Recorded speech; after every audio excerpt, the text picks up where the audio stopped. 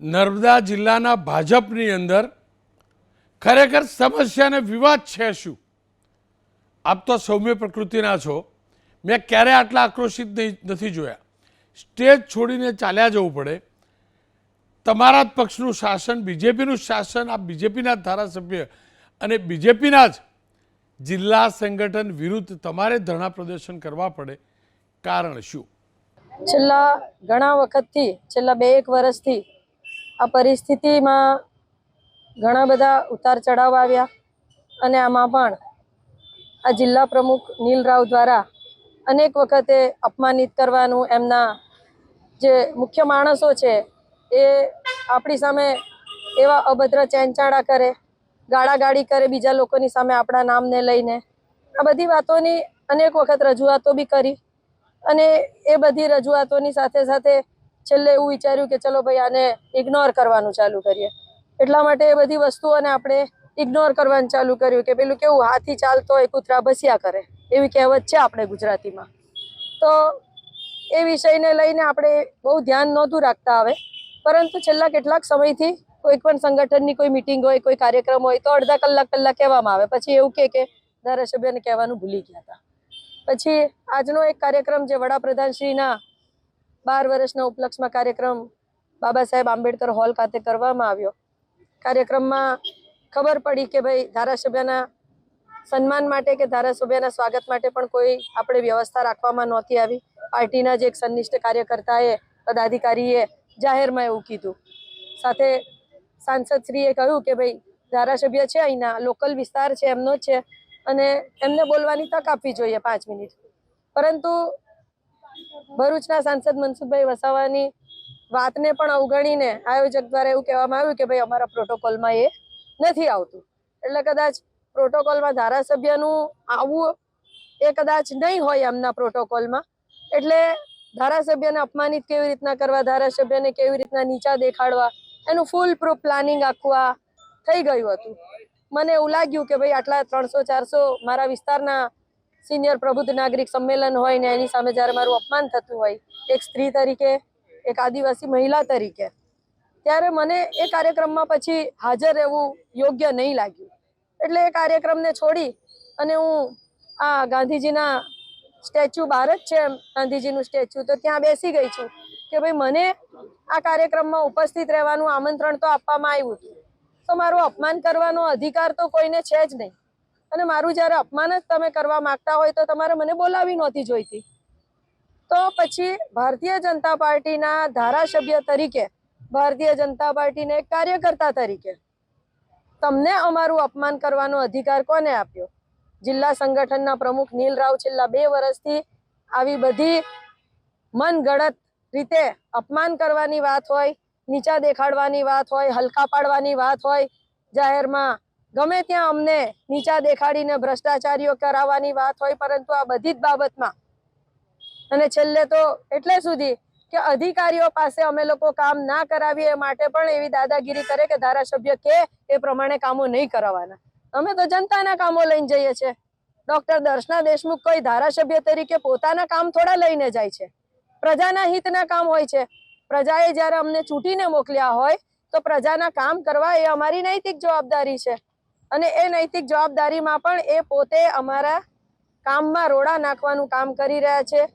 પ્રદેશમાં પણ અમારા વિશે ગમે તેવી વાતો કહેવામાં આવે છે. પ્રદેશમાં અમારા વિશે ગમે તેવી વાતો કહીને અમે લોકો વિશે એવી વાતો ફેલાવે છે કે આ લોકો સરખી રીતે કામ નથી કરતા.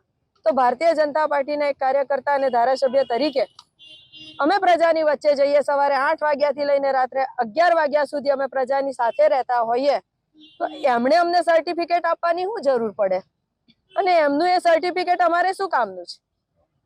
એ પોતે એસી રૂમમાં બેસી રહેતા હશે, અમે એસી રૂમમાં નથી બેઠા. અત્યારે પણ આ ધોક ધમતા તાપમાં આ ગાંધીજીના સ્ટેચ્યુ સામે અમે અમારા હક માટે અને અમે અધિકાર માટે અમે બેઠા છીએ. દર્શનાબેન, ખરેખર કારણ છે શું? તમે કહો છો સંગઠનના પ્રમુખ અપમાનિત કરે છે તમને, સાંસદ કહે છે મને પણ અપમાનિત કરે છે. ખરેખર પડદા પાછળનો નર્મદા જિલ્લાના ભાજપમાં ખેલ શું ચાલી રહ્યો છે? રોનકભાઈ, વાત એવી છે કે આદિવાસી સમાજની દીકરીઓને પરણીને લઈ જવાનું, તાલુકા પંચાયત, જિલ્લા પંચાયત ના સભ્ય બનાવવાની વાતો કરવાની અને સાથે ધારાસભ્ય કે સંસદ સભ્યમાં ઊભા રાખવા માટે.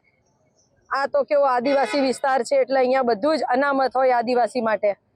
એટલે પોતાની પત્નીને એમને ધારાસભ્ય બનાવવી છે. 2022નું સ્વપ્ન હતું, 2022માં પરિપૂર્ણ ના થયું એટલે એમણે 2027માં આ બેનને કેવી રીતના કાપવાના એના માટેના બધા ષડયંત્રો ચાલુ કર્યા અને એ ષડયંત્રોના આધાર ઉપર આ બેનને વારંવાર અપમાનિત કરવાની, આદિવાસી મહિલાઓને નીચા દેખાડવાનું, એ બધા કામો એમણે શરૂ કરી દીધા અને એમણે પોતાની માનસિકતા છતી કરી. આ કારણ છે. બેન, જો વારંવાર આ પ્રકારનું થતું હોય અને તમને લાગતું હોય તમને અન્યાય થાય છે, મનસુખભાઈને લાગે છે કે મનસુખભાઈને પક્ષમાંથી અન્યાય થાય છે જિલ્લા સંગઠનમાંથી, તો શું પ્રદેશમાં રજૂઆત કરી છે ખરી? રજૂઆત કરી છે તો તેની અસર શું પડી છે? જો નથી પડી અસર તો તેની પાછળ કારણ શું? એમની પાસે એમને અનેક વખત પ્રદેશમાં પણ રજૂઆત કરવામાં આવી છે, પરંતુ કંઈક કારણ હશે કે પ્રદેશ એમની સામે એક્શન નથી લઈ શકતું. કોઈક મજબૂરી હશે, આઈ ડોન્ટ નો કે શું મજબૂરી હશે, પરંતુ કંઈક મજબૂરી એવી રહી હશે કે જે પ્રદેશ એમની સામે એક્શન નથી લઈ શકતી અને એના લીધે ભારતીય જનતા પાર્ટીને નર્મદા જિલ્લામાં નુકસાની વેઠવાનો વારો આવ્યો છે અને એના પરિણામ સ્વરૂપ આજે ભારતીય જનતા પાર્ટીને જે રીતના જિલ્લા પંચાયત ગુમાવવાનો વખત આવ્યો છે ને, એ પણ એમનું જ પરિણામ છે. પ્રદેશમાં દરેક જગ્યા ઉપર એમની રજૂઆત કરેલી છે.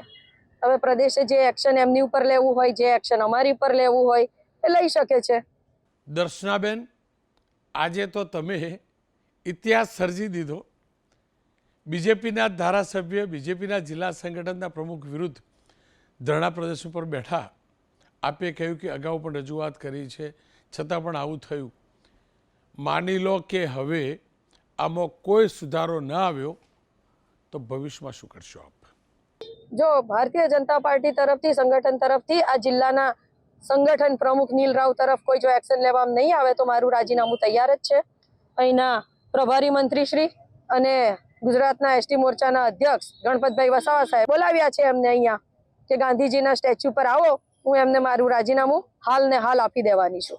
એક અંતિમ સવાલ, નર્મદા જિલ્લા ભાજપનો આ ભડકો નર્મદા જિલ્લો અને આદિવાસી બેલ્ટ પર બીજેપીના પરફોર્મન્સ પર ચૂંટણીમાં કેવી અસર કરશે? શું અસર થશે ભારતીય જનતા પક્ષ પર?